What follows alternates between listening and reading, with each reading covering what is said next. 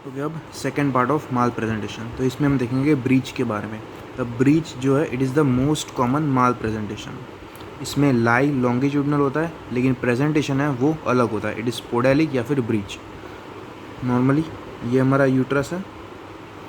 Normally क्या होता है, प्रेजेंटेशन सिफेलिक होता है, तो हेड जो है वो नीचे की तरफ होता है। It occupies the lower uterine segment. लेकिन ब्रीच में क्या होता है, ये हमारा यूट्रस है, lower uterine segment is occupied by the foot and, जिसे आप बटक्स कह लो या फिर फुट कह लो या नी कह लो, तो वो प्रेजेंट होता है in the lower part of the uterus, तो उसे कहते हैं ब्रीच। अब इंसिडेंस ऑफ ब्रीच 28 वीक्स में 25 to 28% होता है, पर जैसे जैसे प्रेगनेंसी इंक्रीज़ होती जाती है उसका ड्यूरेशन, तो वैसे वैसे वो बेबी जो है वो स्पॉन्टेनियसली रोटेट करता है और वो फिर नॉर्मल पोजीशन में आ जाता है। तो at term incidence is 3 to 4%, लेकिन एट 28 वीक्स या उससे पहले इंसिडेंस वो ज़्यादा होता है, और जैसे जैसे प्रेगनेंसी एडवांस होती है वैसे 3 to 4% में आ जाता है, बहुत कम हो जाता है। Most common cause of breach it is pre maturity. Most common cause of recurrent breach it is uterine mall formation.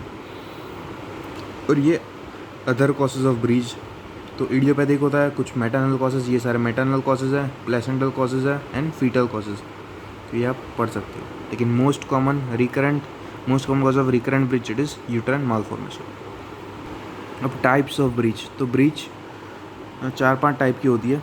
तो पहला है फ्लेक्स्ड या फिर कंप्लीट ब्रीच। इसमें हिप भी फ्लेक्स्ड होता है एंड नी भी फ्लेक्स्ड होता है, तो इसलिए फ्लेक्स्ड ब्रीच या फिर कंप्लीट ब्रीच। इसमें जब हम पीवी एग्जामिनेशन करेंगे उसमें हील, बटक एंड जेनिटिलिया फील होगा, तो ये कंप्लीट ब्रीच। फिर है फ्रैंक ब्रीच, और ये मोस्ट कॉमन जो ब्रीच होती है इट इज़ फ्रैंक ब्रीच। इसमें हिप फ्लेक्स्ड होता है लेकिन नी एक्सटेंडेड होता है। ओके, हिप जो होता है वो फ्लेक्स्ड होता है, नी एक्सटेंडेड होता है इन फ्रैंक ब्रीच। इसमें पीवी एग्जामिनेशन में बटक्स एंड जेनिटिलिया फील होगा। फिर है नी प्रेजेंटेशन। इसमें हिप भी एक्सटेंडेड होता है, हिप एक्सटेंडेड होता है बट नी फ्लेक्स्ड होता है, तो ये knee presentation, hip extended, knee flexed. फिर है फुटलिंग ब्रिज। इसमें दोनों एक्सटेंडेड होता है, hip extended and knee extended, तो ये फुटलिंग ब्रिज। और एक ब्रिज होती है which is known as star gazer breech. इसमें फुटलिंग ब्रिज में अगर हेड भी एक्सटेंडेड हो, तो उसे कहते हैं स्टार गेजर ब्रिज। मतलब हेड जो है वो ऊपर की तरफ देख रहा है, स्टार की तरफ, तो इसलिए स्टार गेजर ब्रिज। कि ये image of all the types of bridge. Frank bridge most common. इसमें क्या होता है, हिप इज़ फ्लेक्स्ड लेकिन नी वो एक्सटेंडेड होती है, hip flexed and knee extended. Complete bridge में या फिर फ्लेक्स्ड ब्रिज, उसमें हिप भी फ्लेक्स्ड होती है, नी भी फ्लेक्स्ड होता है। इनकम्प्लीट ब्रिज ऐसा नहीं होता। फुटलिंग ब्रिज में नी भी एक्सटेंडेड होता है एंड हिप भी एक्सटेंडेड, दोनों एक्सटेंडेड होता है इन फुटलिंग ब्रिज। नी प्रेजेंटेशन में हिप एक्सटेंडेड होता है लेकिन नी फ्लेक्स्ड होता है, तो हिप एक्सटेंडेड है एंड नी फ्लेक्स्ड है। तो जैसे ये देख लो, ये इमेज में हिप जो है वो फ्लेक्स्ड है, नी एक्सटेंडेड है, तो ये है फ्रैंक ब्रिज। इसमें हिप भी एक्सटेंडेड है एंड नी भी एक्सटेंडेड है, तो ये फुटलिंग ब्रिज। ये complete breech, hip and knee दोनों फ्लेक्स्ड है। तो ये थी सारी types of breech. Most common जो है वो ये फ्रैंक ब्रिज, कि most common variety is frank breech, least common is complete breech. Overall maximum chance of cord prolapse वो होता है ट्रांसवर्स लाई में, उसके बाद होता है foot breech and knee presentation. कि overall maximum chance cord prolapse वो होता है ट्रांसवर्स लाई में, उसके बाद आता है ये फुटलिंग ब्रिज और फिर नी प्रेजेंटेशन। और ये मैंने स्टार गेजर ब्रिज के बारे में बताया। अब देखते हैं मैनेजमेंट ऑफ ब्रिज। तो मैनेजमेंट 3 तरीके से हो सकती है। एक तो assisted breech delivery, breech extraction and caesarean section. तो सबसे पहले हम क्या करेंगे, अल्ट्रासाउंड करेंगे to confirm the diagnosis and to know the type of breech. मतलब ब्रीच है कि नहीं वो देखेंगे, और दूसरा कौन सी टाइप ऑफ ब्रीच है वो देखेंगे। Plus again liquor volume, fetal weight, abnormality, placental site वो भी देखेंगे। एंड सबसे पहले we will rule out any cross congenital anomalies. फिर एस्टिमेटेड फीटल वेट, अगर fetal weight more than 4 kilo हुआ then external cephalic version is contraindicated. Okay, ECV is contraindicated. ECV के लिए weight should be less than 4 kg, weight of the fetus should be less than 4 kg। तो कोई भी breach वाला patient आया तो उसमें हम चेक करेंगे कि वो पेशेंट में हम ईसीवी कर सकते हैं कि नहीं, प्री रिक्विजिट्स ऑफ ईसीवी जो हमने पहले देखा था। अगर हम कर सकते हैं दैन हम करेंगे after 37 week, okay, only after 37 week, उससे पहले नहीं करेंगे। तो हम ईसीवी करेंगे आफ्टर 37 वीक। और ये जो मैंने बताया था, अगर सक्सेसफुल हुआ पहले ट्राई में, send the patient to home. Unsuccessful then try second attempt. अगर वो सक्सेसफुल हुआ then induction of labour with oxytocin. अगर वो सेकेंड अटैम्प्ट भी unsuccessful then elective caesarean section. अगर ईसीवी करते वक्त फीटल डिस्ट्रेस हुआ then stop the procedure, revert it to the original position and emergency caesarean section. तो ये ईसीवी के बारे में। अब मोड ऑफ डिलीवरी, तो प्रीफर्ड मोड ऑफ डिलीवरी वो है सिजेरियन सेक्शन। वजाइनल डिलीवरी हम कर सकते हैं बाय असिस्टेड वजाइनल डिलीवरी, कि असिस्टेड वजाइनल डिलीवरी, इसमें हमें कुछ मनोवर्स करने होता है जो हम बाद में देखेंगे, लेकिन प्रेफर्ड वो है सिजेरियन सेक्शन। तो vaginal delivery can be done, it should not be any contraindication. इसमें high risk of fetal hypoxic injury रहती है, क्योंकि ब्रीच में क्या होता है, हेड जो होता है वो सबसे लास्ट में डिलीवर होता है, तो हेड कैन गेट स्टक, तो उसकी वजह से फीटल हाइपोक्सिक इंजरी हो सकती है।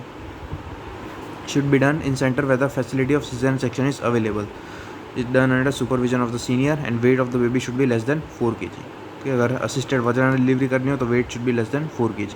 अब absolute indication for caesarean in breech, मतलब ऐसी कौन सी इंडिकेशन जिसमें हम सिर्फ सिजेरियन ही करेंगे, ब्रीच है लेकिन उसमें हम फिर भी असिस्टेड वजाइनल डिलीवरी नहीं करेंगे, सिर्फ सिजेरियन सेक्शन ही करेंगे। तो इंडिकेशन आर फुटलिंग, नी या स्टार ग्रेजर के, सिर्फ फ्रैंक ब्रीच में ही हम सिजेरियन वजाइनल डिलीवरी कर सकते हैं, बाकी सारी ब्रीच में हम सिर्फ सिजेरियन सेक्शन ही करेंगे।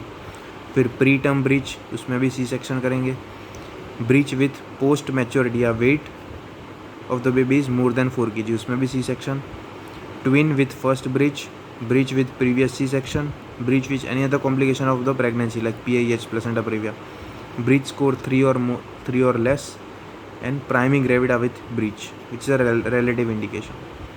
तो ये है absolute indications of caesarean in breach delivery. Okay, twin हो गया तो हम सी सेक्शन ही करेंगे। बेबी का वेट मोर देन 4 kg, उसमें भी सी सेक्शन। प्री टर्म हुआ तो उसमें भी सी सेक्शन। बाकी कोई भी ब्रीच हुआ एक्सेप्ट फ्रैंक, उसमें भी सी सेक्शन। मदर में दूसरी कोई कॉम्प्लिकेशन है उसमें भी सी सेक्शन। प्रीवियस सिजेरियन सेक्शन की हिस्ट्री है उसमें भी C section.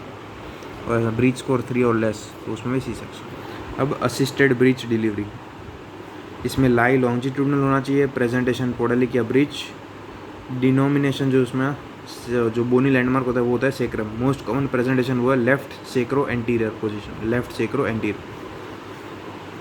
Induction of labour, augmentation of labour by oxytocin, okay, वो हमें अवॉइड करना चाहिए ड्यूरिंग दिस डिलीवरी। कि induction of labour and augmentation of labour by oxytocin वो हम अवॉइड करेंगे। Any delay in the first stage और second stage तो हमें सस्पेक्ट करना चाहिए कि CPD है और हमें इमरजेंसी सी सेक्शन करेंगे। अगर कोई भी डिले हुआ कोई भी स्टेज ऑफ लेबर पे तो हमें वो CPD हो सकता है और उसमें हम सी सेक्शन करेंगे। तो ब्रीच वाला कोई भी पेशेंट होता है उसमें उसको हम नील ओरल रखेंगे, उसे हम NPO में रखेंगे, ओनली IV फ्लूइड देंगे क्योंकि कभी भी सी सेक्शन करना पड़ सकता है। And during this vaginal delivery हम कंटिन्यूस फीटल मॉनिटरिंग करेंगे। And patient should be lying as much as possible क्योंकि ambulation can lead to rupture of the membrane and cord prolapse. तो ये असिस्टेड ब्रीच डिलीवरी में क्या क्या चीज़ ध्यान रखनी है वो। अब कुछ मनोवर्स है इन ब्रीच डिलीवरी। तो सबसे पहले बटक्स डिलीवर हो गए, तो बटक्स की डिलीवरी के लिए मनोवर है पिनार्ड्स मनोवर। इसमें हम क्या करते हैं, पॉप्लिटेल फोसा को अनलॉक करते हैं और फिर जो लेग्स होते हैं उसे हम पुल कर देते हैं। तो यह है पिनार्ड्स मनोवर। हम अंदर जाएंगे, हमारा हैंड अंदर जाएगा, पॉप्लिटेल फोसा को प्रेस करेंगे, फ्लेक्स होगा नी और फिर नी पकड़ के उसको डिलीवर कर देंगे बटक्स। या फिर हम ग्रोइन टेक्शन भी कर सकते हैं डायरेक्ट, इसमें हम ग्रोइन को पकड़ के डायरेक्ट डिलीवरी कर देंगे बटक्स की। शोल्डर डिलीवरी के लिए शोल्डर में जो एंगेजिंग डायमीटर होगा वो 20 एक्रोमियल डायमीटर होगा। शोल्डर डिलीवरी के लिए लॉवसेट्स मनूवर, उसमें हम बेबी को रोटेट कर देंगे और पोस्टीरियर शोल्डर जो है वो एंटीरियर आ जाएगा और फिर डिलीवरी हो जाएगी। ये सिर्फ नाम याद रखना, लॉवसेट्स मनूवर। फिर डिलीवरी ऑफ द हेड, तो सबसे पहले बटक डिलीवरी, देन शोल्डर डिलीवरी और उसके बाद हेड एक बार, अब मैंने पहले भी बताया था ब्रीच एंड फेस प्रेजेंटेशन, उनमें हेड की डिलीवरी होगी बाय फ्लेक्शन। बाकी नॉर्मली और बाकी सब में हेड की डिलीवरी होगी बाय एक्सटेंशन। तो इसमें ब्रीच में हेड डिलीवरी होती है बाय फ्लेक्शन। तो एक बार हेड जो बाकी सारी बॉडी बाहर आ गई है, डिलीवर हो गई है, तो उसमें we will allow the baby to hang on its own weight. और उसके बाद हम सुपराप्यूबिक प्रेशर देंगे, it will promote flexion of the neck and फिर will hold the legs of the baby and turn it towards the mother abdomen. और उसके बाद face जो है या हेड वो डिलीवर हो जाएगा। इसे कहते हैं Burns Marshall technique. Burns Marshall technique ये भी इंपॉर्टेंट है, क्योंकि बर्न्स मार्शल टेक्निक एक बार बाकी बॉडी डिलीवर हो गई है, we will allow the baby to hang on its own weight. और फिर हम क्या करेंगे, सुपराप्यूबिक प्रेशर देंगे ताकि फ्लेक्शन ऑफ द नेक हो, और फिर बेबी का जो ये फुट एंड है उसे हम पकड़ के टुवर्ड्स द मदर एब्डोमेन ले जाएंगे, और फिर ये हेड जो है वो अपने आप डिलीवर हो जाएगा। इसे कहता है बर्न्स मार्शल टेक्निक। फिर एक और टेक्निक है मोरेसी स्मिली-विट टेक्निक, कि ये ऐसा कुछ है, मोरेसी स्मिली-विट टेक्निक। इसमें हम क्या करते हैं, हम एक हाथ या शोल्डर पे रखते हैं और एक हाथ या चीक्स पे रखते हैं, चीक ऑफ द बेबी। और फिर हम क्या करते हैं, यहाँ से प्रेशर अप्लाई करते हैं और फ्लेक्शन ऑफ द नेक करवाते हैं, और फिर ये हाथ से हम शोल्डर ट्रैक्शन बॉडी को बाहर खींचते हैं। तो ये इस तरीके की होती है कुछ मॉरिशियस स्मिली-विट टेक्निक। तो इसमें हम shoulder traction and malar flexion, okay, shoulder traction and malar flexion, तो ये दो चीज़ें होती है, shoulder traction and malar flexion. फिर एक और टेक्निक है, हम डिलीवरी ऑफ द हेड कर सकते हैं by forceps known as Piper's forcep. और Piper's forcep it is the best way of delivering the after coming head, कि ये पिपर्स फोर्सेप एंड ये बेस्ट वे है to deliver the after coming head of the fetus. फिर अगर head एंट्रैप्ट हो गया तो उसमें हम क्या करेंगे, अगर प्री टर्म ब्रीच है तो उसमें हम एक इंसिजन रखेंगे on the cervix at 2 o'clock and 10 o'clock, और फिर डिलीवर कर देंगे हेड की। अगर टर्म ब्रीच है तो फिर हम जो पूरा बेबी बाहर आया है उसे हम अंदर भेजेंगे into the uterus and caesarean section कर देंगे। इसे कहते हैं Zavanelli technique. Most common cause of death in breech it is intracranial haemorrhage, क्योंकि हेड इंजरी मोस्ट कॉमन होती है। तो most common cause of death in breech is intracranial haemorrhage. Other complication of fetal asphyxia, hypoxic ischaemic encephalopathy and abdominal injury to the fetus. फिर यहाँ पे एक case दिया हुआ है, इसमें सपोज ट्विन प्रेगनेंसी है इन विच फर्स्ट ट्विन वो वर्टेक्स प्रेजेंटेशन है, सेकेंड ट्विन वो है ट्रांसवर्स लाई। तो उसकी हम डिलीवरी कैसे करेंगे, तो जो पहला ट्विन है जिसकी वर्टेक्स प्रेजेंटेशन है उसको हम वजाइनली डिलीवर कर देंगे, कि फर्स्ट ट्विन जो वर्टेक्स है उसको हम वजाइनली डिलीवर कर देंगे। उसके बाद patient is shifted to the OT under general anaesthesia. और फिर ये जो ट्रांसवर्स लाई वाला जो ट्विन है वो हम इंटरनल क्वाड्रिलिक वर्जन करेंगे, मतलब हाथ अंदर डाल के। एक्सटर्नल में क्या है, हम पर एब्डोमिनली करते हैं। इंटरनल क्वाड्रिलिक वर्जन में हम हाथ अंदर डाल के उसे रोटेट करेंगे बेबी को और ब्रीच पोजीशन में ला देंगे। और एक बार ब्रीच पोजीशन में आ गया देन ब्रीच एक्सट्रैक्शन। तो ये mode of delivery in twin. लेकिन अगर फर्स्ट ट्विन ब्रीच हुआ तो उसमें हम क्या करेंगे, सी सेक्शन, जो पहले इंडिकेशन दिख रही उसमें देखा था।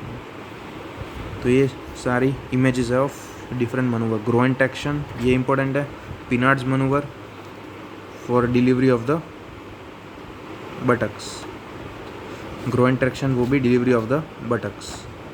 शोल्डर के लिए क्या था, लॉव स्टैंड टेक्निक या Lovset manoeuvre. Burns Marshall technique for delivery of the head, for delivery of the head. ये मोरेसी स्मिली-विट वो भी for delivery of the head.